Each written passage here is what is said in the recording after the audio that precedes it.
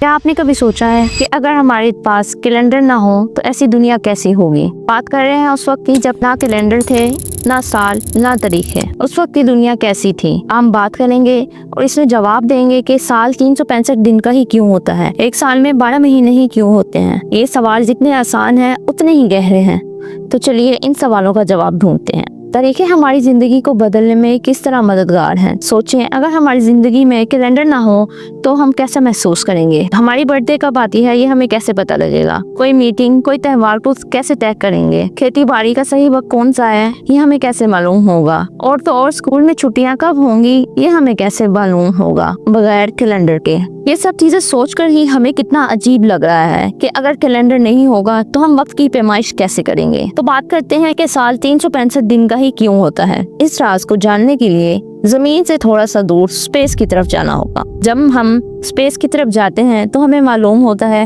کہ زمین ایک نیلے رنگ کے بال کی طرح نظر آ رہی ہوتی ہے اور ہم اسی بال کر رہ رہے ہیں۔ تو جیسے جیسے ہم زمین سے دور جاتے ہیں تو ہمیں معلوم ہوتا ہے کہ زمین کی طرح 7 پلینٹ اور بھی ہیں اور ان کے درمیان سورج ہے جسے ہم نظام شمسی کہتے ہیں، اور نظام شمسی کے تمام پلینٹ اپنے ایکسس پر گھوم رہے ہوتے ہیں اور انہی طرح ہماری زمین بھی اپنے ایکسس پر گھوم رہی ہے۔ ہماری زمین اپنے ایکسس پر گھومنے کے لیے 24 گھنٹے یا ایک دن کا وقت لگاتی ہے۔ جس طرح زمین اور دوسرے پلینٹ اپنے ایکسس پر گھوم رہے ہیں، اس طرح یہ تمام پلینٹ سورج کے گرد بھی چکر لگاتے ہیں۔ زمین کو سورج کے گرد چکر لگانے میں 365 دن کا وقت لگتا ہے، اسی لیے ایک سال میں 365 دن ہوتے ہیں۔ اور یہاں پہ ایک سوال یہ بھی کھڑا ہوتا ہے کہ لیپ ایئر 366 دن کا کیوں ہوتا ہے؟ اس میں ایک دن اضافی کیوں ہوتا ہے؟ کیونکہ ہماری زمین سورج کے گرد چکر لگانے میں 365 دن سے 1/4 زیادہ گھوم لیتی ہے، اور 4 چکر پورے کرنے میں زمین 4 سالوں میں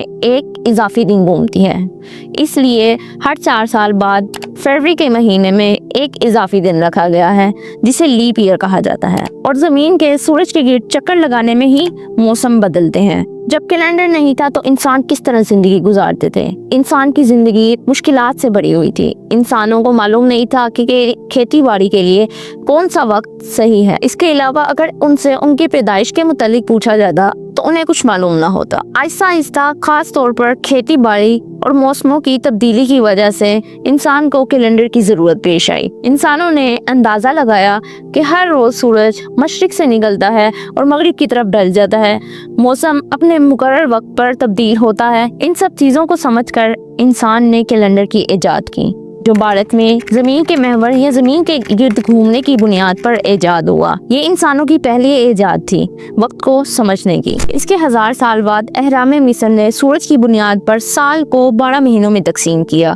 ان کیلنڈروں کا استعمال نہ صرف کھیتی باڑی کے لیے بلکہ تہواروں کو طے کرنے کے لیے بھی کیا گیا۔ وقت گزرتا گیا، روم کے بادشاہ نے جولین کیلنڈر لاگو کر دیا۔ اس میں سال کو 365 دن اور 12 مہینوں میں تقسیم کیا گیا۔ یہ مکمل طرح سے ٹھیک نہیں تھا، یہ ہر سال میں 365.25 دن پر مشتمل تھا۔